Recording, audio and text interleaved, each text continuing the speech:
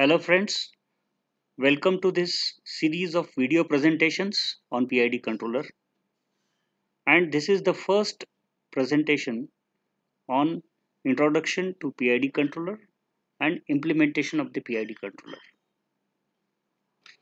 Friends, these PID controllers are very well known. They are an integral part of any control system. They are available in both analog as well as digital form. They are available in product as well as a system level form. They are available in a hardware form as well as in software form. The typical applications of the PID controllers are essentially in process controls and the process regulation applications where the temperature, pressure, flow, speed parameters, process parameters are controlled. Aerodynamic vehicles, in this category we have aeroplanes, we have quadcopters, we have helicopters. So in all these aerodynamic vehicles we use PID controllers. In automobiles also we use PID controllers. In motor drives to control speed and torque we use PID controllers. In power converters to control the voltage at certain node or at certain point or currents at certain point, the power converters are being used. The power can also be controlled in case of a power converter with the help of PID controller. In case of missile and space technology, the control system has to track the given trajectory, reference trajectory. So the PID controllers are helpful in tracking the missiles. So in this today's presentation, we are going to deal with a typical control system and the role of a compensator in a typical control system. We shall also then further analyze a control system with a PID in frequency domain or in S domain. Then we'll discuss the implementations of different methods for implementations of PID. Then finally, we'll have a brief introduction on PID tuning.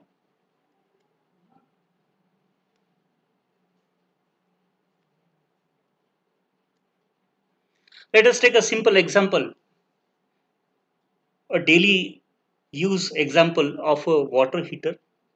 This is a bucket water heater, immersion water heater, which is being powered by 220 volts and the power rating is 1000 watts.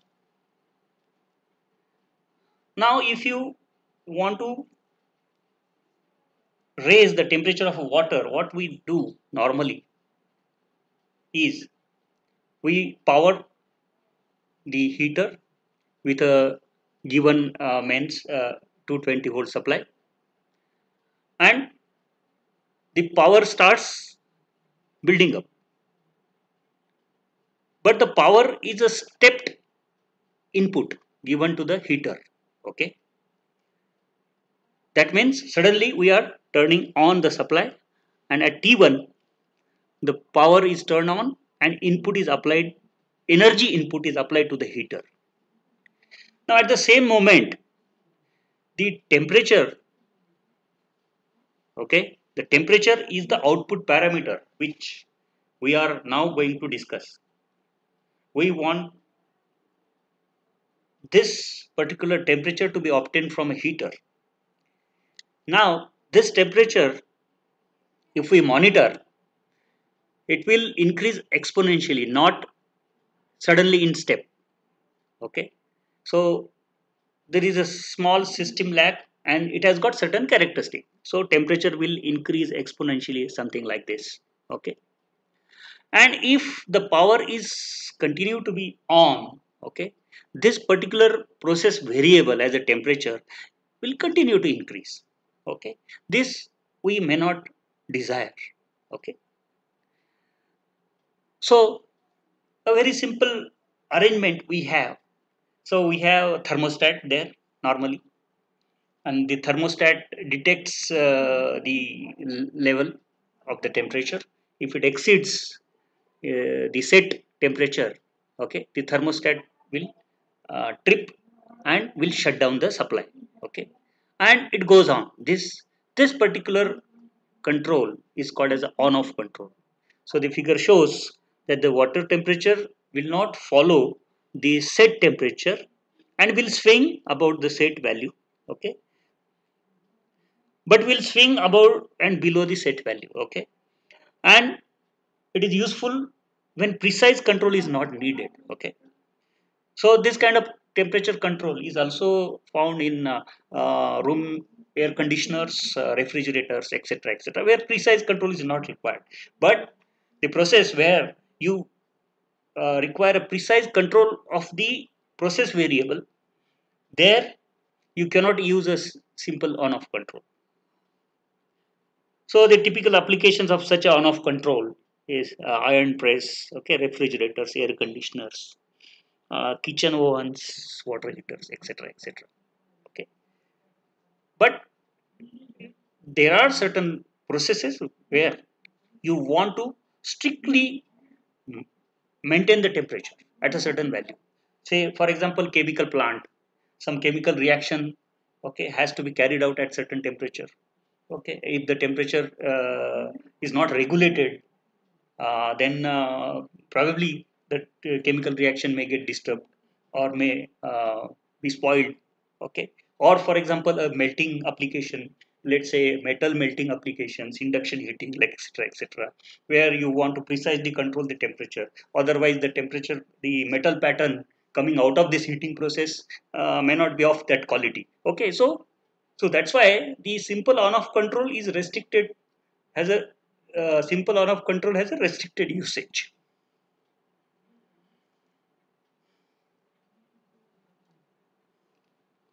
Now let us begin our discussion on introduction to compensator. So we'll ask one question to ourselves. So why this compensator is required in a control system? Okay. The very first answer which we have already given, okay, in our previous slide, okay, that if our process is to be controlled, okay, then we have to have certain kind of compensator in the system. Okay, like thermostat is an on off controller, which is basically a compensator. So we will then now discuss what is the role of a compensator in a typical control system. Okay, so mathematically a control plant or a process is modeled. Okay, so we must require to describe a plant with a plant model. So normally the plant model is described in S domain, like a plant model in transfer function form. We have polynomial in S domain, and numerator as well as denominator has got polynomials. So if you recall your control system knowledge, then we dealt with the control system with a transfer function, that is output divided by input, described in a S domain. So our plant can be described in S domain. Then what are the specifications for which the compensator is designed for? So the second important criteria is we have to actually find out what are our objectives or goals. Our objectives or goal could be to meet certain specifications. Okay, so we have to also study what are the specifications, what are the desired specifications coming out of this design of compensator, and what type of compensator is chosen. There we have to focus on what kind of compensator. So PID is one type of compensator.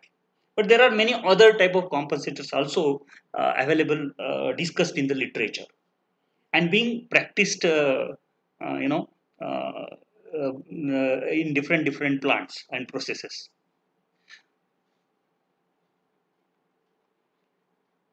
So this is our typical example of a plant model. Okay. So this water heater has got a response yt, which we found that it is exponential e to the power minus t upon tau, where tau is the process time constant and yt is the output. So such a particular simple plant can be described as a transfer function gs, which is equals to tau upon tau s plus 1, where tau is the process time constant. Every process has got some time constant. Okay, say for example, if there is a thermal energy, so there is a thermal time constant. There is a mechanical, if there is a spring, then there is a spring time constant. Okay, so all these processes are, every process has got certain time constant, so this needs to be described. So in our water heater application, we have assumed here that we have got a very simple uh, single pole transfer function tau upon tau s plus 1, where tau is the plant process time constant. This we have described. Target specification. So what are the target specification? So number one, percentage or maximum overshoot. So any control system has got certain overshoots. Overshoots means if you apply power, uh, and if you, that means if you apply an input excitation, then because of the compensator, there may be some overshoot. Overshoot means the output increases beyond the reference value or a set value. Okay, and such type of overshoots could be frequently, means they are occurring in number of cycles, like first cycle, second cycle, third cycle. So the cycle by cycle overshoots are also important. Okay, so we have to decide what is our percentage maximum overshoot allowable in the given system. Okay, then we have to also see that what is the rise time. So somebody may specify that if I apply my input, so the moment, from that moment, my system output should go to okay, should reach to the set value within so much of time. Okay, so that is typically a rise time, right? Settling time is also important. So settling time, a specific settling time can also be controlled. Steady state error, that means the difference between the reference or a set value and the output is called as the error, steady state error. Steady state means when the system settles down after the first transient condition, after applying the input. Okay, then what is the error, steady state error in the reference and the actual output? Okay, so what is allowable steady state error? Steady state error that needs to be decided, and that can be controlled with the help of a compensator. Then overshoot decay rate. That means if there are subsequent overshoots occurring, then the second overshoot peak amplitude divided by the first overshoot peak amplitude. Okay, that can be given as a rate of decay of the overshoots. Okay, so if you require, let's say, second overshoot is falling 5 times than the as compared to the first overshoot. Okay, then it is called as a 20%. Okay, so similar to that, we can call it as a rate of decay. Okay, so that can also be controlled with the help of a compensator. Then very important criteria is stability. If the original plant is not stable with certain inputs, it can be made stable by adding a compensator. Okay, so we have to ensure while adding a compensator what is the stability of the system. By following certain stability criteria, we can design a compensator. Now this is a typical control system which is being described everywhere. We know this also from our past experience and the knowledge. So this is our process plant. Okay, input to the plant is ut and output to the plant is yt. Okay, now this plant or a process needs to be controlled. Okay, and the process variable yt needs to be regulated. Okay, at what value it should be regulated, because it is fed back now. Okay, to the input. Okay, so rt is the reference or a set value. Okay, set process variable, rt is the reference. So rt minus yt is basically an error, et. So error function et, which is applied not directly to the ut. Ut means is not directly to the plant process, but it is applied through a compensator. So this is a structure of our compensator. Okay, this compensator has got three parts. One is called as a proportional, second is called as the integral, and the third is called as a differential. Okay, or derivative. So the equations are also given here. So every individual block is acting on et individually. Okay, and their outputs are added. Okay, to form a single PID output, that is called as ut.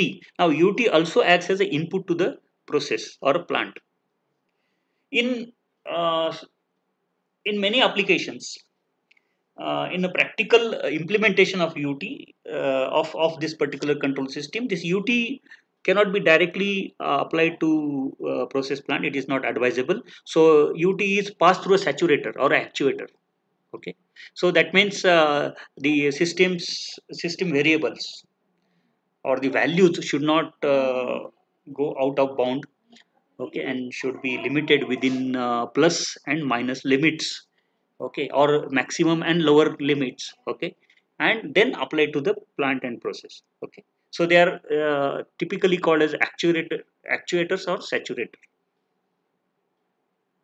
And this is a typical equations, time domain expression for the for this particular PID compensator.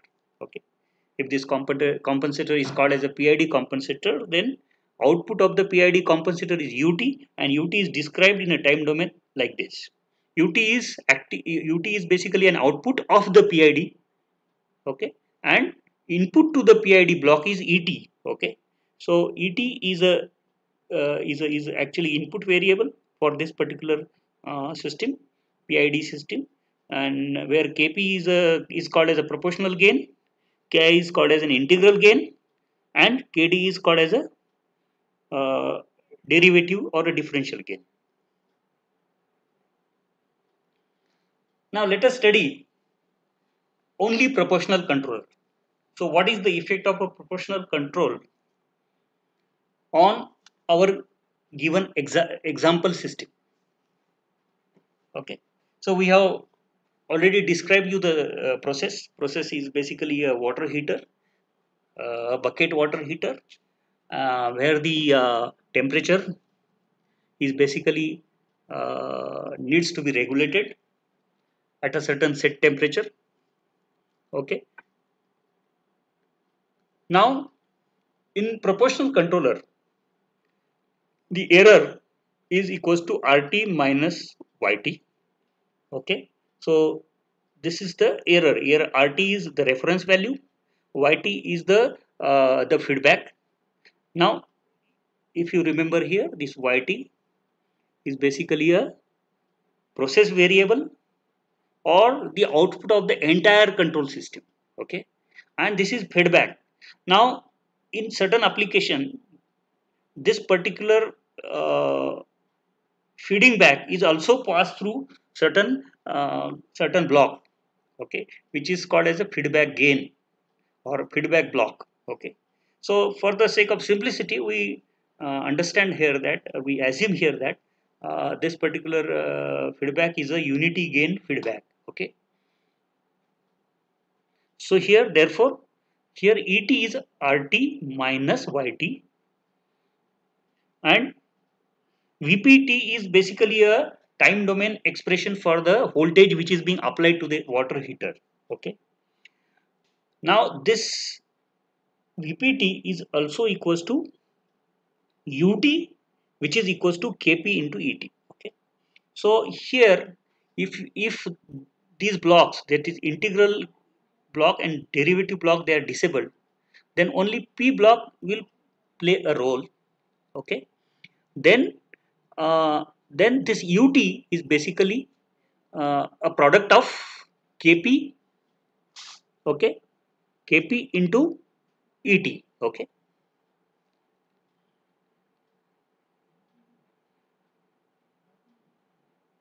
And error, that is error signal, is always proportional to the output. Okay. Why?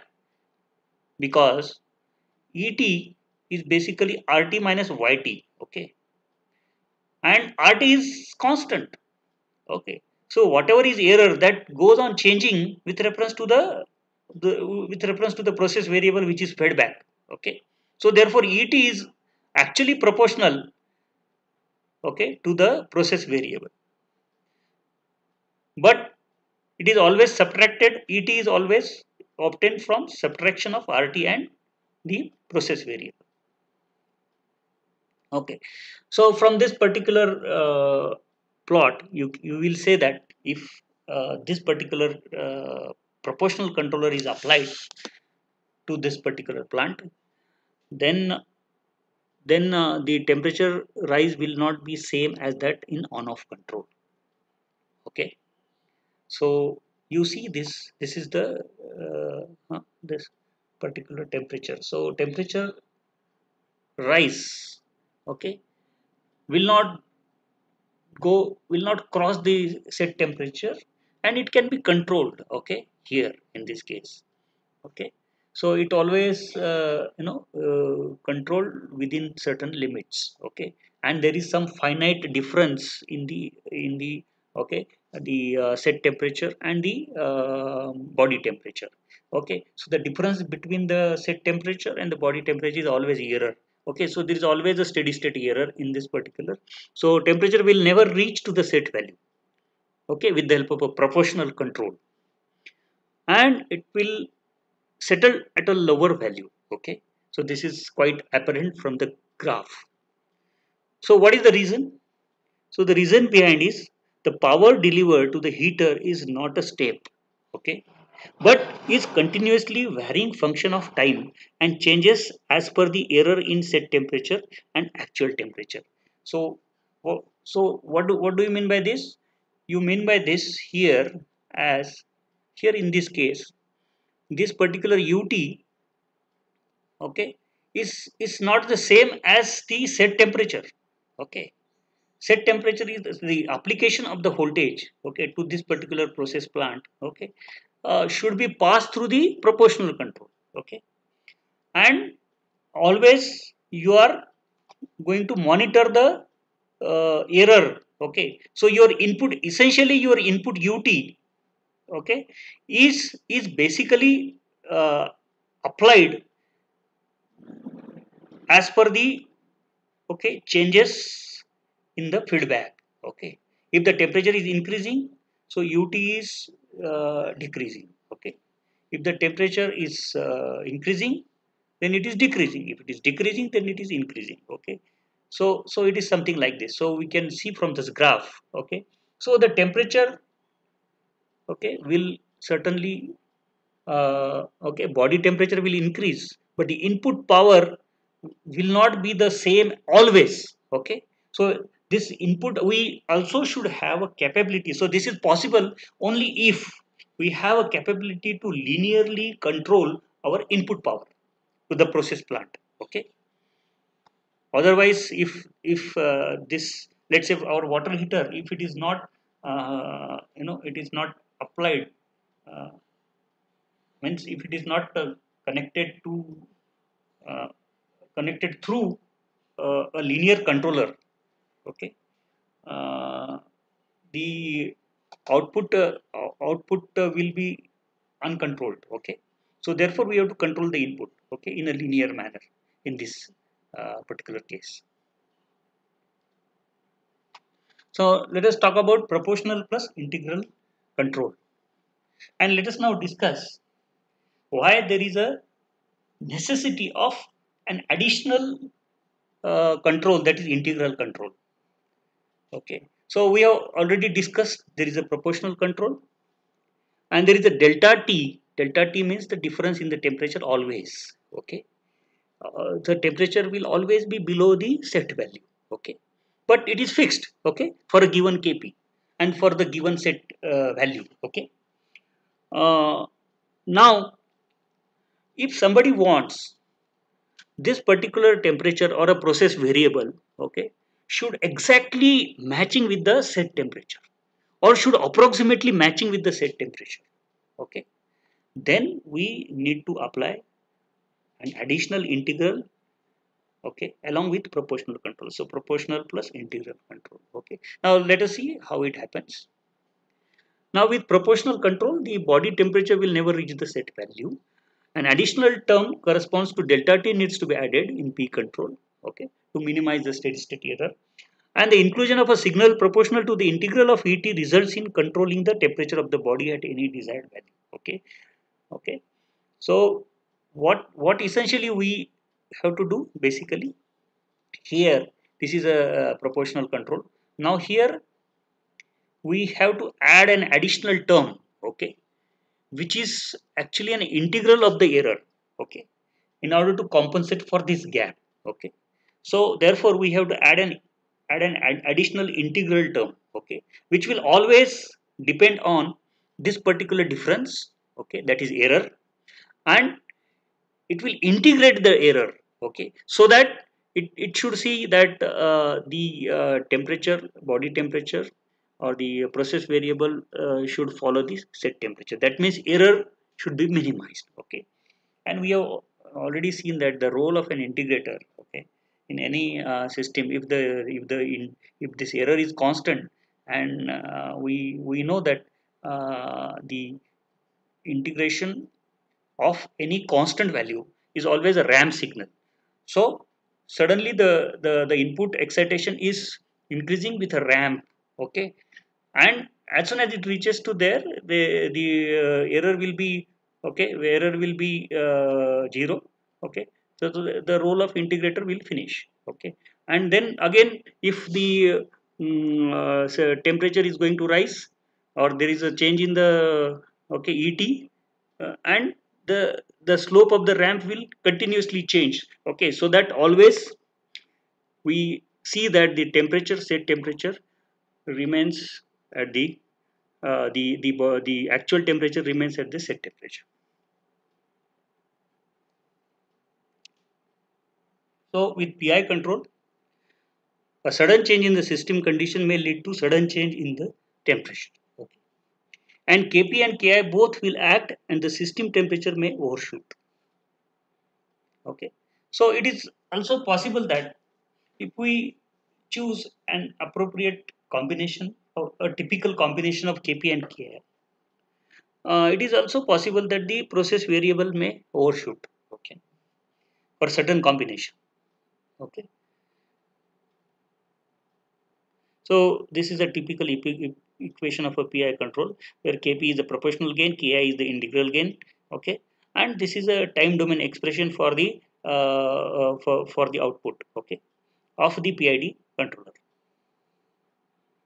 We'll see that this, we have already seen that this is a proportional control. This is a role of an integral control.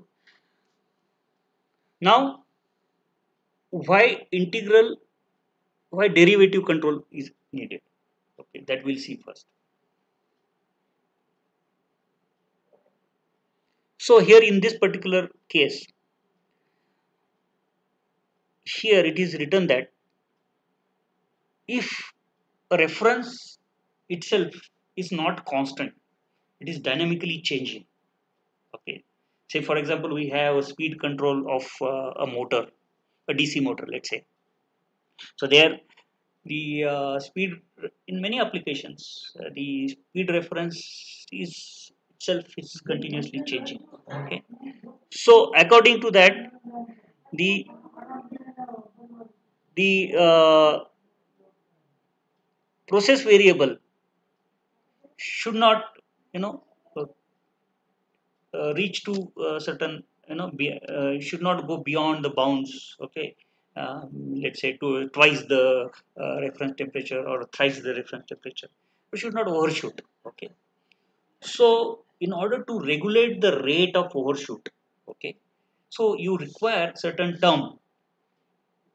In addition to p plus I, we require an additional term, okay, which actually controls this particular rate of overshoot. Okay. That means this particular, so here the system is already having little inertia, so we need to make the system faster.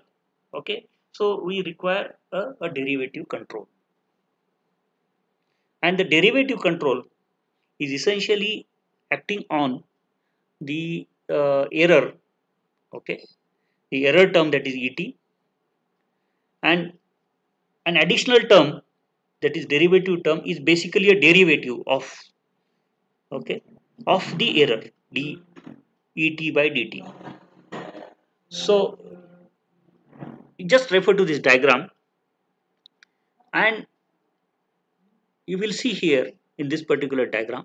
So we are essentially, let's say, here at time t1, and here the let's say because of overshoot or because of dynamics of the system, the temperature, actual temperature is, let's say, falling down. Okay. That means the error, if you look at the error between the set temperature and the actual temperature, so this error is also changing, okay, dynamically with reference to time. Okay. So one can find out the slope of this det by the slope of this et curve. Okay. That means one can find out the rate of change of this particular error term. Okay. And so derivative means the rate of change of the of the given variable. Okay. So from this particular rate, one can understand whether the process variable is falling down or increasing. Okay. Say for example at t1 the process variable is falling down. At particular, let's say, another time, you can consider another time t2, here the process variable is increasing. Okay. And you consider the third, that is t3, here the process variable is constant. Okay. That means here the error is constant. Okay. So depending on this particular derivative of the error, okay, one can decide what the control action would be. Okay. So near t1, this d by dt is positive. Okay. And the differential term will reinforce the other term. So in here, since we are adding an additional term, derivative term, okay, which is actually proportional to the derivative of the error, here in this case if the error is positive, the dt by dt is positive, then the differential term will try to reinforce the other term. Okay. Try to reinforce means support the other term. Okay. And near t2, because it is falling down. Okay. So if it is falling down, then we actually have to add some more components so that this error this particular error should reduce. Okay. Here the error, as the time passes, the error is increasing. Okay. So here as the time passes near t2, as the time passes, the error is reducing. Okay. So here the error is increasing. Okay. So therefore here in this case the differential term has to reinforce the other term so that the response of the system should improve. Okay. And near t2, det by dt is negative, so the differential term will oppose the other term. Okay. So here in case of t2, the the particular process variable is increasing, Okay, so therefore the error is also in an increasing direction. Okay, so here det by dt is negative. Okay, so what action needs to be done? So the differential term will oppose the other term. So in this case, what this will do? It will try to oppose the other term, so that it should understand that the error is actually increasing, so it should level down. Okay, and the third instance at T3, here the error is almost constant. Okay, and you know that differentiation of any constant is zero. So here there is no role of derivative control. So here det by dt is 0. Okay. So at T3, det by dt is 0. So the differential term will have no effect. So this is how the role of a or derivative control is there in a PID. Now let us talk about PID implementations. That means how this particular PID is implemented. There are actually two methods of implementation. One method is an analog method, and the second method is a digital method. Digital means discrete time method. So one method, that is analog, is basically a hardware based PID implementation, whereas the second method is a software based PID implementation. That means if you want to implement a PID, you have to write an algorithm for this. So I'm just repeating the whole control system over here along with the PID. So we write a expression like this: ut is kp into et plus this. Okay, now what we do here, instead of writing a ki, okay, we define time constant for the integral term. Okay, so the time constant is ti. For the differential term, we define the time constant, instead of kd, we say that the time constant is td. So that kd, the conventional kd, is basically kp into td. Okay, is the conventional kd. Okay, here also the ki, that is integral constant, is equals to kp upon the time constant. Okay, ti, integral time constant. So this is one way of doing it. Okay, this is just restructuring the equation, PID implementation equation, a time domain expression for PID compensator. And by Laplace transformation, we can get this. Okay, and we define various terms. One can see this as definition of different parameters, because we are dealing with mathematics. So SP is the reference, PV is the process variable, SP minus PV is the error signal, that is ET. Process variable is PV, that is also called as YT, and proportional gain is KP, integral gain is KI, derivative gain is KD. The time constant of the integral gain is defined as Kp upon Ki, and the time constant for the derivative term is defined as Td, which is equals to Kd upon Kp. So this is just a restructuring of the original equation, and this is the analog implementation, where this mathematics which we are talking about, this mathematics needs to be realized with the electronic circuit. Okay, so you will find that this Kp is the overall gain. Okay, overall gain. So this can be done with this particular op amp. Okay, this op amp is a non-inverting amplifier, where the output is 1 plus R2 upon R1. Okay, now this particular output, okay, because we want to realize Kp from this, right? So that's why we have added this amplifier.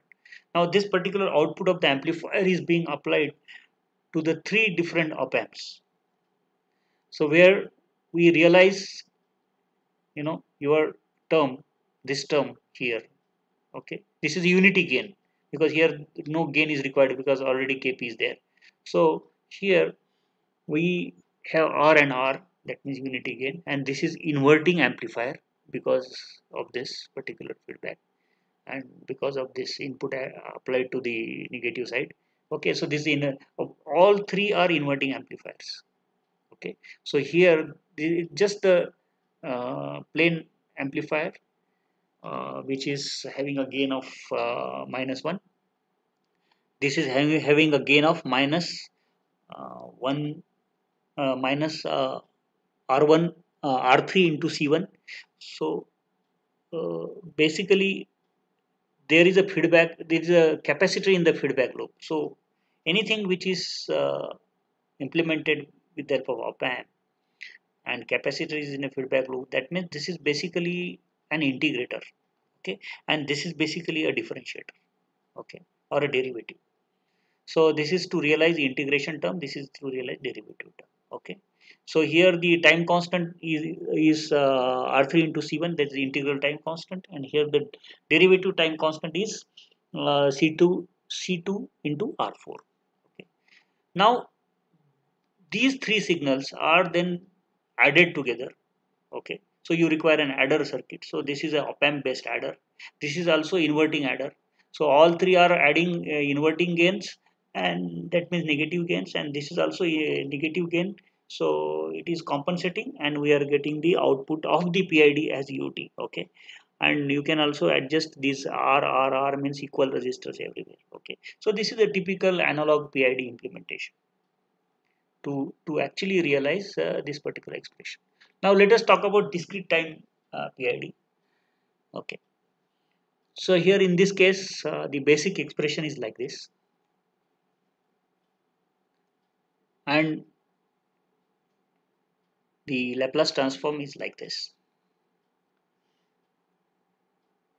Now for discretization, because we are talking about a digital system wherein you need to design or develop an algorithm to implement a PID equation. So we look at this as a time domain expression, which is converted into S domain. Okay, and we know that from the literature that there is one transformation called as a bilinear transformation, which transforms the S domain frequencies to Z domain frequency. Okay, and the bilinear transformation equation is given like this. Okay, so this is very well known. So S equals to 2 by Ts. So Ts is the sampling time. Okay, so we convert S domain frequency into Z domain frequencies. Okay, so if you just substitute this particular thing, S, uh, which is expressed in terms of Z to the power -1. Okay, we can substitute this S here. Okay, to actually get the discrete time equation. Okay, so we can then now uh, substitute for S here. Okay, the entire equation is written. Okay, and if it is simplified, then you get these terms. Okay, so this is a bit complex expression where we this is actually a second order in terms of output also, and this is second order in terms of input also. Okay, because there are second order terms, Z to the power -2 is a second order terms. Okay, so there are second order terms in expression for Kp, then there are combination of Kp and Ki. So what is Kix? Kix is described earlier, is basically integral time constant, integral coefficient or constant, and kdx is also derivative constant. Okay,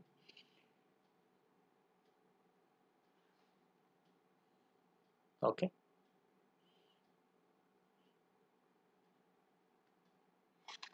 Now after applying inverse jet transformation and simplification, we can get this expression.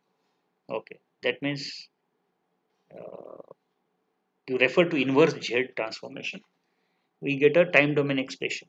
So in discrete time, we describe k is the current time step, and k -1 is the previous time step, and k -2 is the next to previous to previous time step, that is k -2. Okay, so we have got three type of time steps: k, k-1, and k-2. Okay, so we have got terms for both terms related to both present time as well as the previous time as well as the previous to previous time. Okay, so this is a bit complex expression.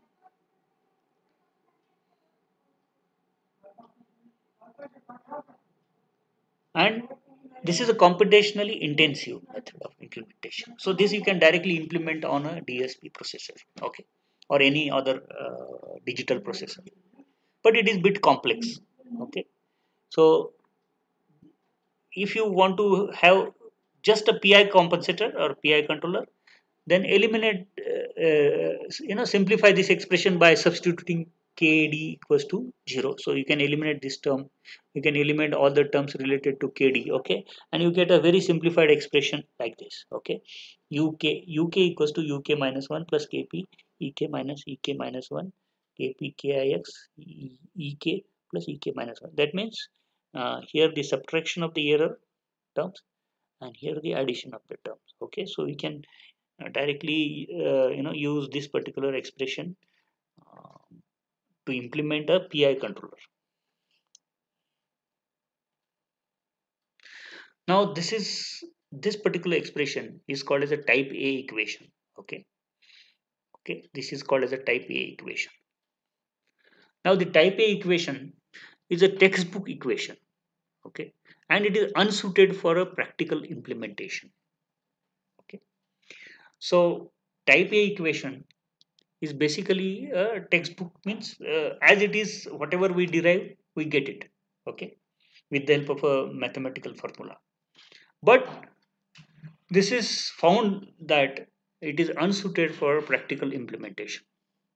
The result for practical difficulty is due to inclusion of a set point term in the D term, okay.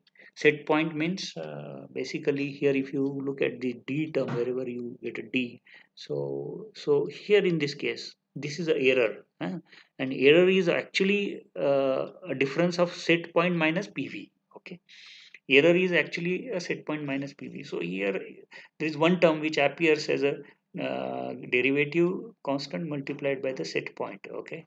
So here the D term contains set point, and changes in set point may cause an unwanted change in the output term, okay. So we want to make this term, the derivative term, free from the set point, okay. So that can be possible.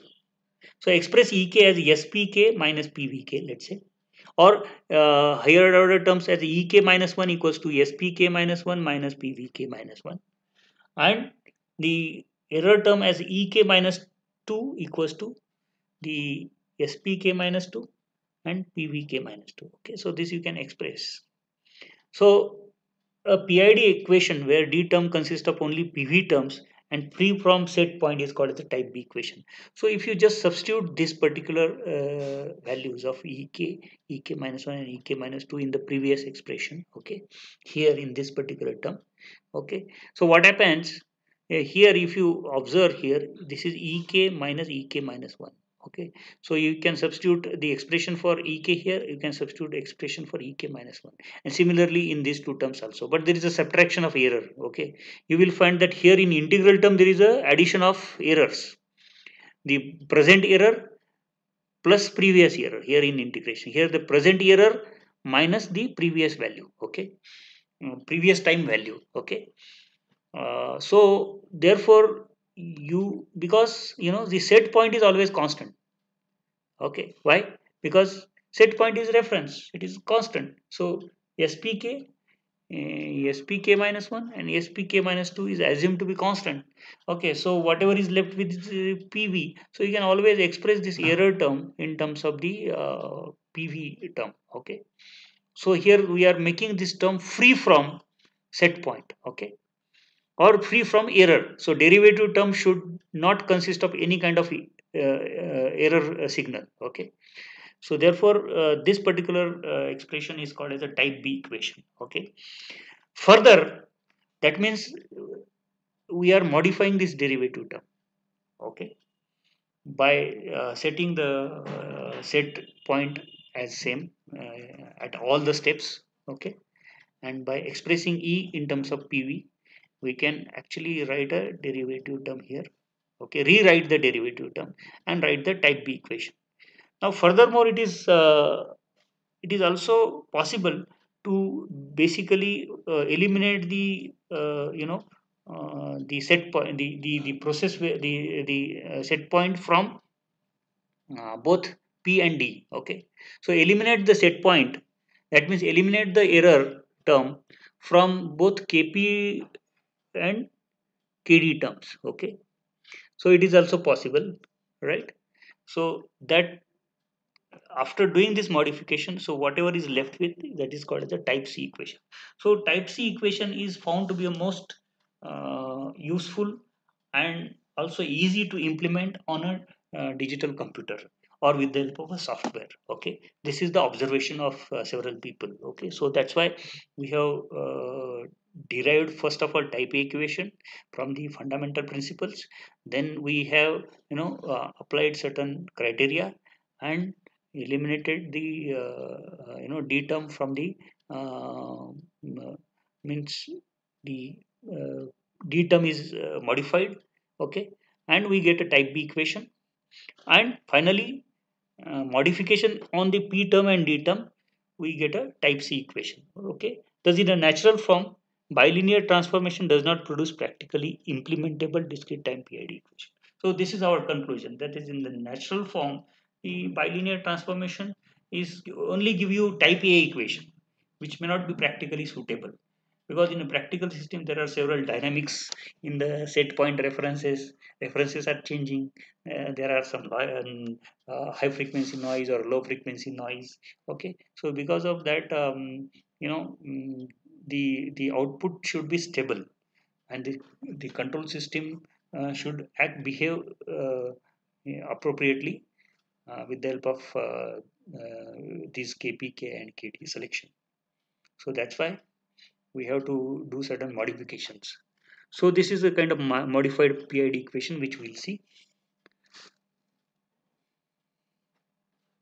So we'll modify this PID equation with the help of certain criteria or certain strategy.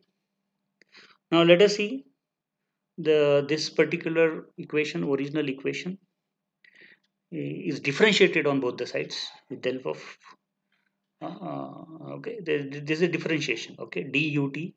Then here also differentiation of this particular term et. Okay, that is det. And also we take a differentiation of this integral term. Okay, and differentiation of this derivative term. Okay, so if you differentiate this ut, we get a dut. If you differentiate this et term, so that is det. If we differentiate this particular integral term, what we get is simply et. Okay, this ti remains the same as before, and the td also remains the same as before, and the differentiation of et is basically a double differentiation of et. Okay, so and then we can perform discretization by using Euler's explicit integration. Okay, so here in this case we can write this expression dut as uk minus 1. Okay, this particular det can be written as ek minus 1. Okay, because there is a differentiation. So in a discrete time you can write like this, and this particular term should be remain like this as it is. This particular term is a double differentiation, so this can also be this particular term can be solved by solving this particular equation. Okay, by designing this equation. So there, so this is a second order discrete time equation. Okay, we get from this by Euler's explicit integration method. Okay, so we get this particular expression. So this is still a type A equation, right? This is still a type A equation. If we rearrange the terms, we shall get one term which is indicated with a red ink, that is basically a proportional term. This is basically an integral term with the blue color, and with the green color whatever we have shown is basically a differential term or derivative term. And here the okay, the D term from the above equation can be modified as, okay, this we can modify, right? SPK minus PVK minus 2 SPK minus 1 minus PVK minus 1. Okay, so we can modify like this because you can substitute error as a difference of set point and process variable. Okay, in each of the steps. Okay, and we can also assume that since the set point is constant, we can assume that these are all one. Okay, these are all same. Okay, set point is same everywhere. Okay, by assuming this, we can get this expression. Okay, so here you can find that this particular D term is free from set point. Okay, and we write this expression in terms of the process variable. Okay, so whatever term you get, the time varying term you see here, that is basically a process variable. Okay, so this is basically called as the type B expression. Okay, now by assuming constant set point, the type C equation can be also be written by modifying the P term. Okay, so we already modified D term, so if you modify the P term, then we can also write down the expression. Okay, and this particular expression is basically called as a type C PID equation. Okay, so here you will find that both P term and D term are free from set point. Okay, so and both are expressed in terms of the process variable. Okay, so this is the meaning of what we mean by type C equation. Okay, so we have got a very simplified expression like this, and we can then form an algorithm or develop an algorithm based on this expression, and based on selection of particular set of KP, KI, and KD. Okay, and we can implement this in a discrete time. Okay, so let us see the modified PID algorithm. So fix the desired set point SP. So we have to fix the set point. Then measure PVK, PVK minus 1, PVK minus 2. So with the iterative procedure, we can measure process variables at current step, at the previous step, and the previous to previous time step. Okay, then compute EK as this. In a current type EK, current error is SPK minus PVK. Okay, and set appropriate KP, KI, and KD. Okay, and compute the PID output from type C equation. So we can so this becomes a very easy task to implement a PID expression on a digital computer. So in case of PI controller, eliminate D term only from the PID equation. So in this particular expression, if somebody wants to only implement a PI controller, then just eliminate this particular thing. So whatever is left with is enough for PI implement.